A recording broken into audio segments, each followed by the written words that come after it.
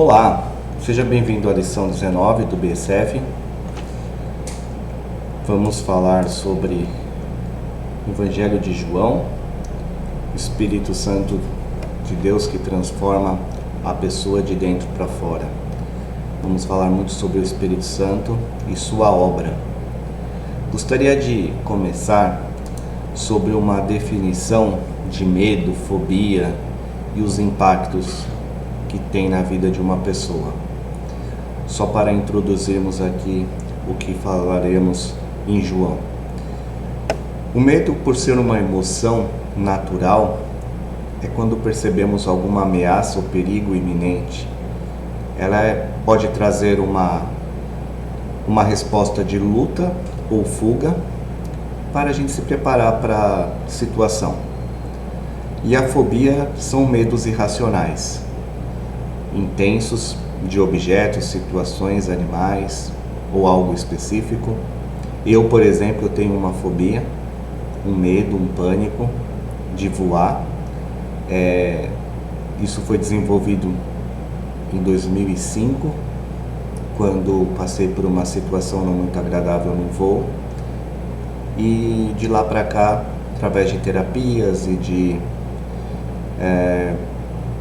consulta com pessoas específicas da área, tenho conseguido trabalhar, mas não superar esse medo, essa fobia. Ainda não superei. Mas o que nós vamos falar hoje está relacionado a situações que teremos que passar. E essas situações, elas trazem medos de perigos reais.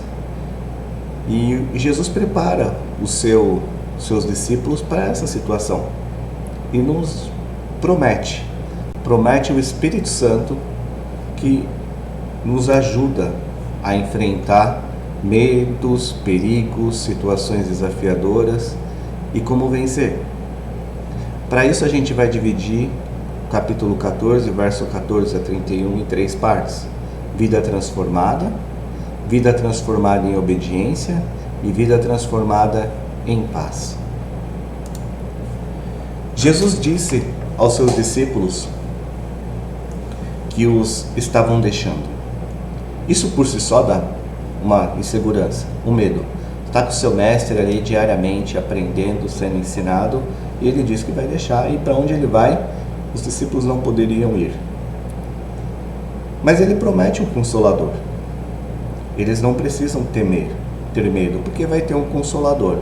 Nos versículos 15 a 18, Jesus promete que o Espírito Santo transmitirá a sua verdade, o seu conselho, nos versículos 19 a 20, e ele será a garantia de vida eterna. Jesus já lhes disse que a verdade é uma pessoa. E lá no capítulo 8, versículo 31, ele lhes ensinou isso. Se vocês se apegarem ao meu ensino, vocês serão realmente meus discípulos. Então vocês conhecerão a verdade e a verdade te libertará. Ele estava vinculando a obediência à sua palavra com o conhecimento verdadeiro que resulta na transformação libertadora da vida. No versículo 15, ele repete esse ensino. Um relacionamento amoroso com Jesus é evidenciado no que ele diz. Mas se eles estiverem indo embora, como eles vão ter esse ensino? Como eles vão compreender completamente e até se lembrar desse ensino? O Espírito Santo os aconselhará. O Espírito Santo será esse agente. Assim como eles descobriram que cada palavra de Jesus é um alicerce para a vida, o Espírito Santo será o mesmo. Ele será o consolador, o conselheiro ou o advogado. Os tradutores tiveram dificuldades em encontrar uma palavra adequada para traduzir a palavra grega parakletos, que significa aquele que é chamado para ajudar. Ele não trabalha em nosso lugar ou apesar de nós, mas sim em e através de nós. O nome Consolador não é um conforto, um ombro amigo para chorar. Vem de uma raiz latina que significa com força. O Espírito Santo não diz, pronto, deixa para lá, esquece, vai embora, não precisa viajar, não precisa passar pela tua fobia, pelo teu medo. Não. Ele diz, ele não te dá desculpa para você desistir, mas ele te encoraja, ele te fortalece e permite que você continue na vontade de Deus. Onde está a vontade de Deus, ali será o mais seguro. Como nosso conselheiro, ele nos ensina e nos ajuda a compreender as coisas de Deus.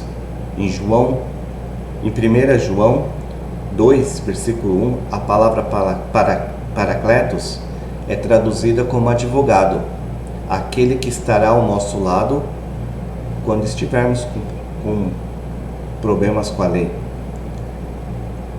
Assim como Jesus é o nosso advogado diante de Deus, o Espírito Santo está ao nosso lado quando somos oprimidos por nossa pecaminosidade.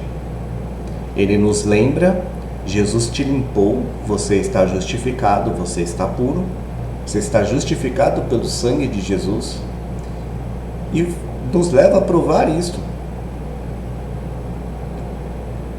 Este é um dos maiores confortos que temos no ministério do Espírito Santo, é saber que estamos sem culpa. Só compreendemos isso com o Espírito Santo, quando o Espírito Santo reside em nós. Esta promessa foi dada antes da vinda do Espírito Santo. Os discípulos sabiam que o Espírito Santo de Deus veio sobre os profetas no Antigo Testamento para capacitá-lo para tarefas específicas, mas depois os deixava. E Jesus estava dando algo novo. O Espírito Santo, o próprio Deus, habitaria neles para nunca mais os deixarem. Isso é uma promessa.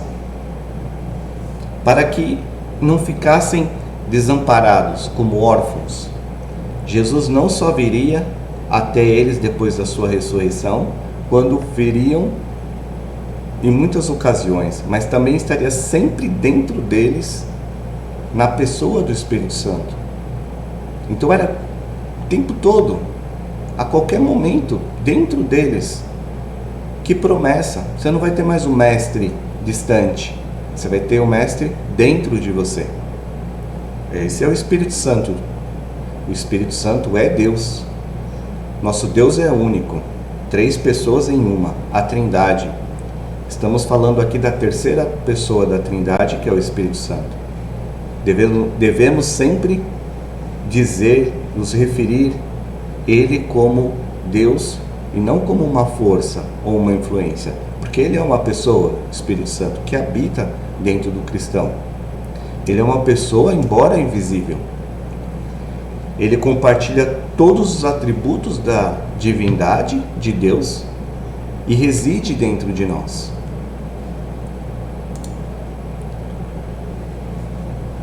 A verdade do versículo 19, dentro de pouco tempo o mundo já não me verá mais, vocês porém me verão, porque eu vivo, vocês também viverão. Que Jesus dá aos seus discípulos uma garantia de vida eterna, comunicando-lhes o Espírito Santo, que é eterno. Os discípulos não entenderão isso realmente até depois da ressurreição, mas Jesus lhe diz neste momento para dar esperança naqueles dias difíceis que estariam para chegar. A ressurreição mudaria radicalmente o seu pensamento e eles então compreenderiam a verdade sobre Deus, que neste momento eles não conseguiram compreender, que o Pai está em Jesus, Jesus está no Pai, o crente está em Jesus e Jesus está no Pai. Ele diz no verso 20, naquele dia compreenderão que eu estou em meu Pai, vocês em mim e eu em vocês. Esta é uma declaração de unidade perfeita. É uma verdade vivida e não apenas conhecida, pois é pela fé. Jesus está falando aqui de forma relacional. É um relacionamento mais próximo, uma unidade de mente e coração, vontade e propósito. Você tem esse relacionamento com o Pai através do Filho, pelo Espírito. É um relacionamento evidenciado na vida espiritual.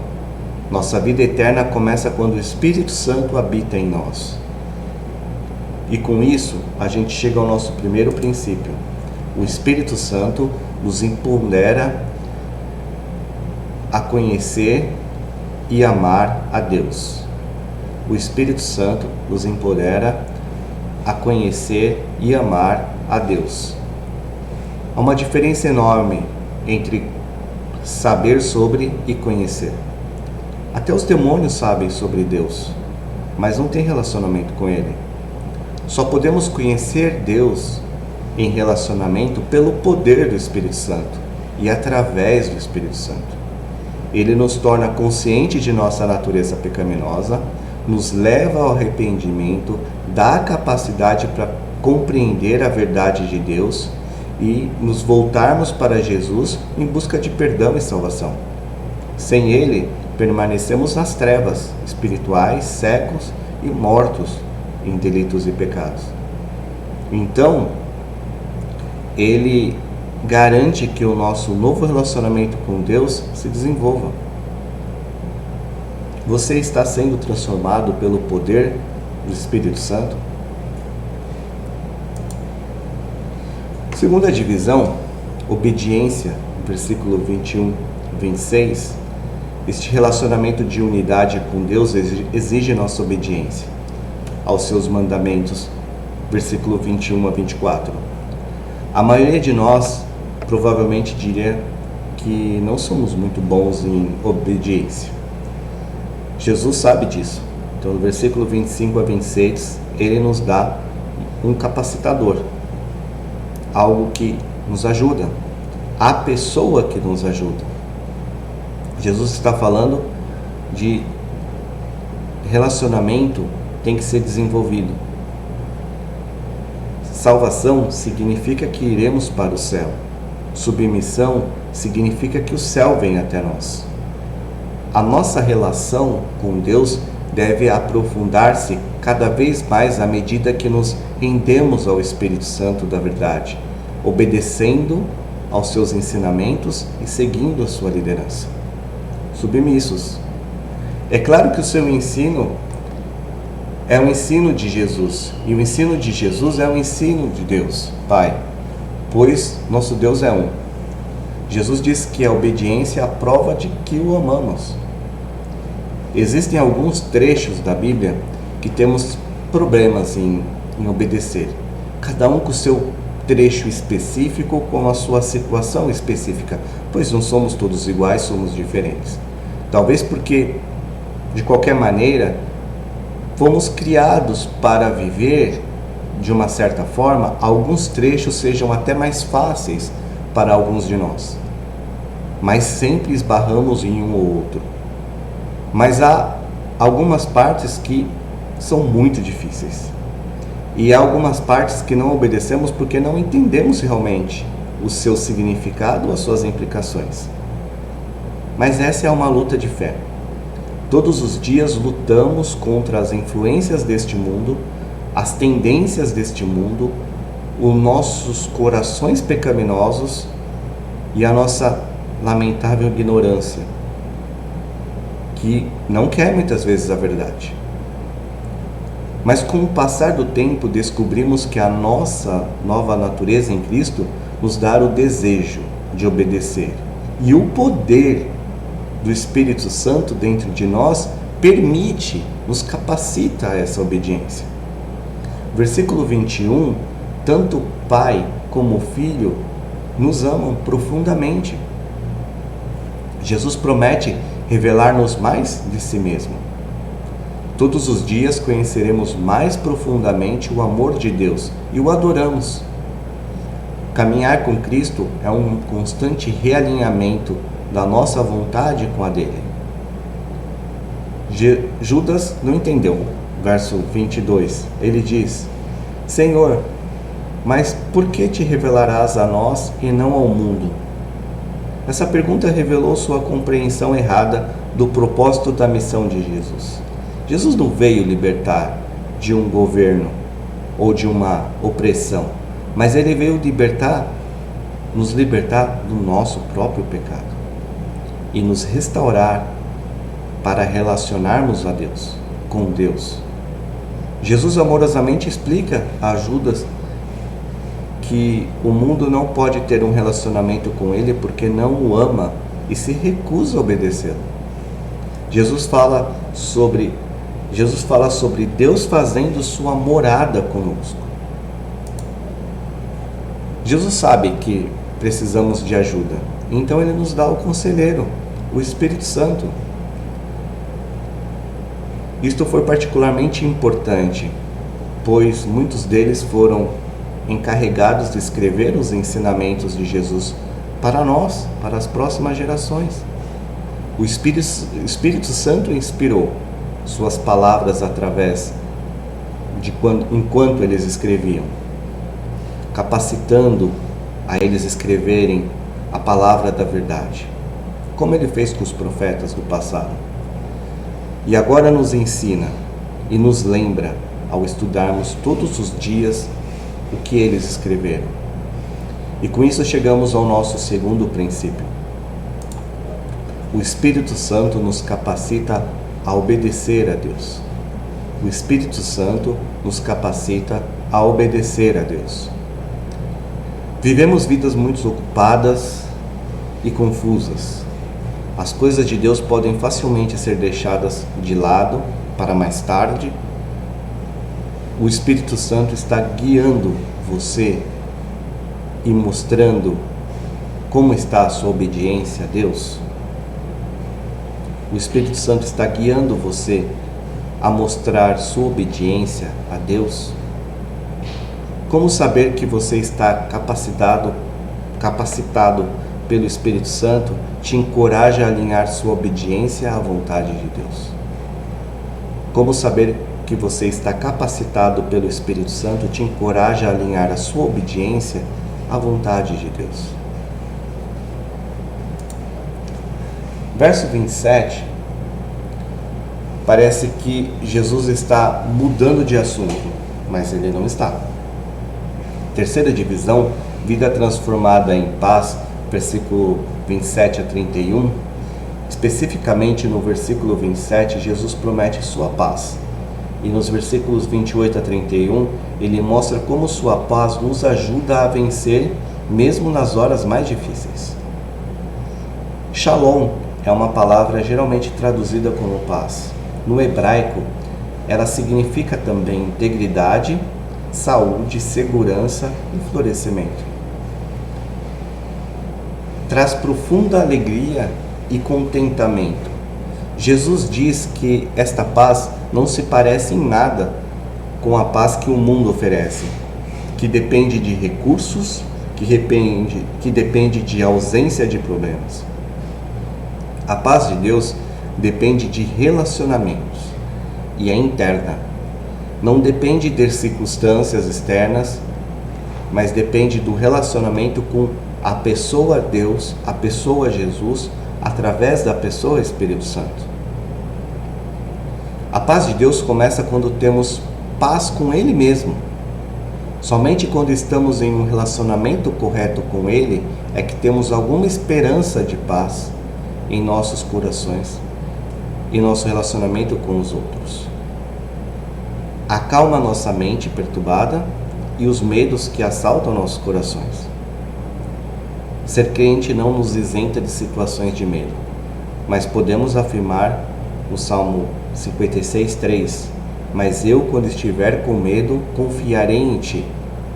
Tem situações que não depende de nós, como viajar num avião, que depende eu entrar no avião e sentir aquele medo. Não, tem situações que chegam a nós independente da nossa escolha e nós teremos medo. E esse medo, nós temos que lembrar que Quando eu estiver com Ele, confiarei em Ti. Vamos lembrar que o Espírito Santo não possui pessoas. Somos ordenados, como diz em Colossenses 3,15, que a paz de Cristo seja o juiz em seus corações, visto que vocês foram chamados a viver em paz, como membros de um só corpo, e sejam agradecidos. Diz aqui que somos ordenados a que a paz de Cristo seja o nosso juiz, ela seja o nosso guia, ela seja aquilo que discerne o que é certo, o que é errado nos nossos corações. Com o Espírito Santo, temos o poder de experimentar a sua paz. Mas se preferimos sentar e nos preocupar até a morte, Ele não vai nos impedir. É uma decisão, é uma escolha, porque aí a paz não está sendo o juiz. Ela está longe de ser o juiz. Você está passando por um momento difícil, estressante? Como você está reagindo? Confiar é difícil, mas o Espírito Santo irá ajudá-lo a sentir paz nessa situação. É uma promessa. Apesar da situação estar um caos, com turbulências, mas Ele promete que vai te dar paz e você vai passar por essa situação porque Ele está te capacitando. Versículo 28, Jesus lembra aos discípulos que temos tempos sombrios, difíceis, estressantes, e que aguardariam os discípulos esses tempos. Esses tempos estariam prestes a chegar aos discípulos. E ele lhes diz que vai voltar, mas de alguma forma eles esquecem disso quando Jesus é preso e tudo parece estar acabado. Versículo diz: o Pai é maior do que eu. Versículo 28. Isso está de acordo com o que Jesus disse no versículo 24, que suas palavras não são suas, mas Ele apenas fala as palavras de seu Pai. Jesus não está dizendo que o Pai é superior ao Filho. Ele está falando sobre o papel submisso, a obediência à vontade do Pai. Para ser nosso Redentor, Jesus teve que humilhar-se, assumir as limitações de carne humana. Isso ele fez de boa vontade. Ele orou na cruz: não seja feita a minha vontade, mas a tua. Submissão não é inferioridade. Totalmente oposto do que o mundo fala hoje em dia. Submissão para o mundo pode significar uma pessoa fraca. Jesus estava prestes a submeter-se à mais cruel forma de morte da época, em submissão à vontade de seu Pai. Ele disse aos discípulos, verso 30, já não lhes falarei muito, pois o príncipe deste mundo está vindo. Ele não tem nenhum direito sobre mim. Satanás tinha que vir. Ele não é onipresente e certamente não tem poder sobre Jesus, o Senhor da glória. Jesus estava prestes a vencer o pecado e a morte e todos os poderes do inferno. Ele estava bem no centro da vontade do seu Pai. Este é um lugar mais pacífico para se estar em todo o universo, mesmo sendo um lugar horrível. Também podemos saber disso em nossos momentos horríveis. Quando estamos naquele momento mais difícil, se lá for o centro da vontade do Pai, de Deus, lá será o momento mais tranquilo, de mais paz e de mais segurança. Completamente diferente do que nós vemos no mundo, do que o mundo prega, pois o mundo não prega isso. Mas quem crê em Deus, quem tem o Espírito Santo, entende isso. E com isso a gente chega ao nosso último princípio. O Espírito Santo enche-nos com paz vitoriosa. O Espírito Santo enche-nos com paz vitoriosa. O Espírito Santo fundamenta-nos na verdade de Deus, que são palavras de vida e poder, trazendo um relacionamento com Deus e aumentando nossa fé nele. Ele está ao nosso lado em todos os momentos, permitindo-nos experimentar a paz de Deus em todas as situações e garantindo-nos vida eterna. Por causa dele, nunca estamos sozinhos e temos o poder de viver como filhos em obediência a Deus. De que forma você está experimentando esse poder hoje? De que forma você está experimentando esse poder hoje? Evitar a dor ou o desconforto é mais importante para você do que a obediência ao seu Pai? Você está permitindo que o estresse da vida tome conta de você? Como a habitação do Espírito Santo está transformando suas respostas à medida que Deus o chama para a obediência dolorosa? Tenha uma ótima semana. Até semana que vem.